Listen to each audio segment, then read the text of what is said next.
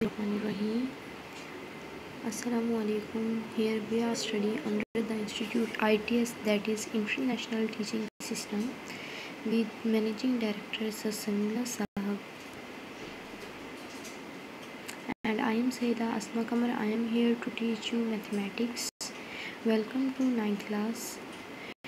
Today we have lecture number 1 and we will start chapter number 1, that is matrices and determinants. First of all we will discuss the introduction of matrices.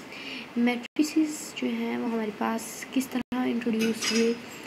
The idea of matrices was given by Arthur Cayley, an English mathematician of 19th century, who first developed the theory of matrices in 1858. तो ये एक mathematician थे, English mathematician थे, Arthur कैले. इन्होंने सबसे पहले इसका कॉन्सेप्ट दिया मैट्रिसेस का और इन्होंने थ्योरी पेश की, थ्योरी ऑफ मैट्रिसेस 1858 में.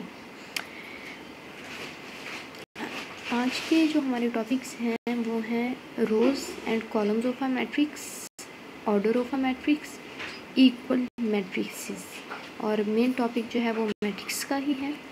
सो सबसे पहले हम मैट्रिक्स की डेफिनेशन को देखेंगे. यहाँ पे मैट्रिक्स की डेफिनेशन में अब हमारे पास क्या है, इसमें एक्चुअली होता क्या है कि हमारे पास कुछ नंबर्स होते हैं और उन नंबर्स को अगर हम इस फॉर्म में लिखें, ये जो लिखा हुआ है ना, सच एज 1 3 4 7 2 0, इस फॉर्म में लिखने के बाद अगर हम उनको ब्रैकेट्स में इनक्लोज कर दें तो एज अ रिज़ल्ट हम उसे क्या कहेंगे कि वो हमारे पास मैट्रिक्स है.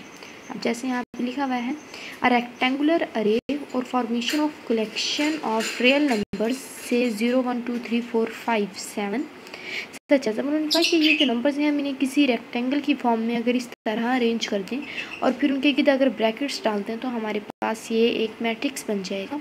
एग्जांपल्स नीचे गिवन है मैट्रिसेस की, आप लोग देख सकते हैं. नेक्स्ट है हमारे पास rows and columns of a matrix. के मैट्रिक्स में जो है वो क्या क्या चीज़ें होती हैं, रोज होती हैं और कॉलम्स होते हैं.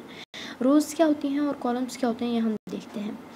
रोज क्या है हमारे पास, in a matrix the entries present in horizontal way, यानी कि हमारे मैट्रिक्स में जो चीज़ें हॉरिजॉन्टली आप लोगों को पता है क्या होता है, अलॉन्ग एक्स एक्सिस जिस तरह होता है ना, तो उसे हम हॉरिजॉन्टल कहते हैं. तो उन्होंने कहा कि हॉरिजॉन्टल वे में जो एंट्रीज होती हैं या जो नंबर्स होते हैं हम उन्हें कहते हैं कि वो हमारे पास रोज़ हैं. अब जैसे आप फर्स्ट फर्स्ट मैट्रिक्स देखें तो इस फर्स्ट मैट्रिक्स में 2 हॉरिजॉन्टल लाइंस हैं, एक 1 3 4 ये एक लाइन, 7 2 0 ये दूसरी लाइन. तो इसका मतलब ये कि ए मैट्रिक्स में कितने रोज़ हैं, 2. सिमिलरली अगर आप बी मैट्रिक्स देखें तो यहाँ पे अब 3 हॉरिजॉन्टल लाइंस हैं. पहली लाइन है 3 4 6 ये पहली रो, दूसरी है 7 9 0 ये दूसरी रो, तीसरी है 5 7 8. तो ये हमारे पास इस मैट्रिक्स में 3 हॉरिजॉन्टल लाइंस थी जिन्हें हमने 3 रोज का नाम दिया. Next is column of matrix. Column of हमारे पास क्या होते हैं, in a matrix the entries present in vertical way. अब जो चीज़ हमारे पास वर्टिकल होगी उसे हम कॉलम कहते हैं. अब जैसे आपके पास फर्स्ट मैट्रिक्स है, इसमें हमने कहा 3 कॉलम्स हैं. 3 कॉलम्स मीन 3 वर्टिकल लाइंस हैं. यहाँ पे कैसे, एक है 1 7 ये एक वर्टिकल लाइन, 3 2 ये दूसरी वर्टिकल लाइन, 4 0 ये तीसरी वर्टिकल लाइन. तो 3 कॉलम्स हो गए.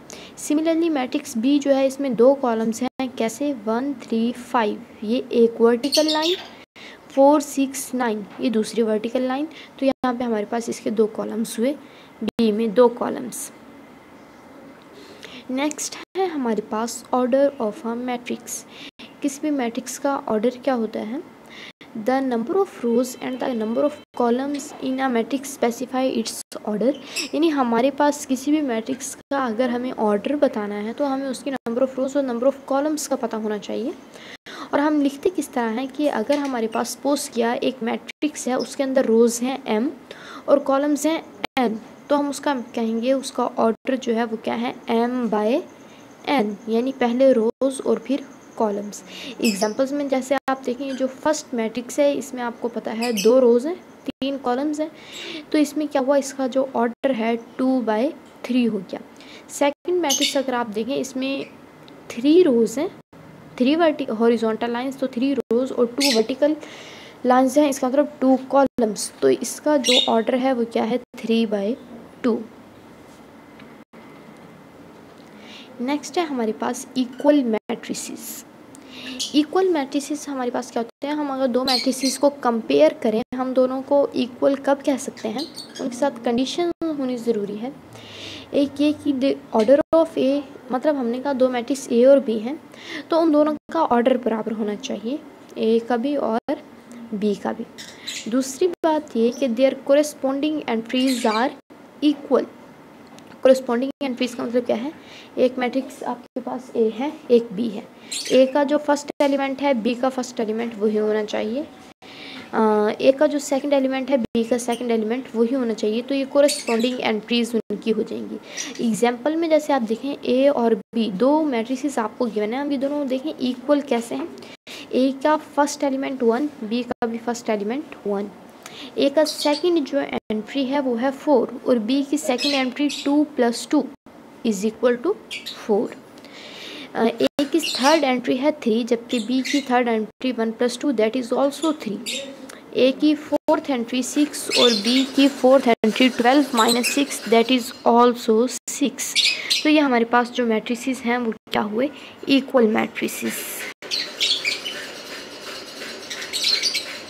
यहाँ तक आज का हमारा टॉपिक कंप्लीट हुआ।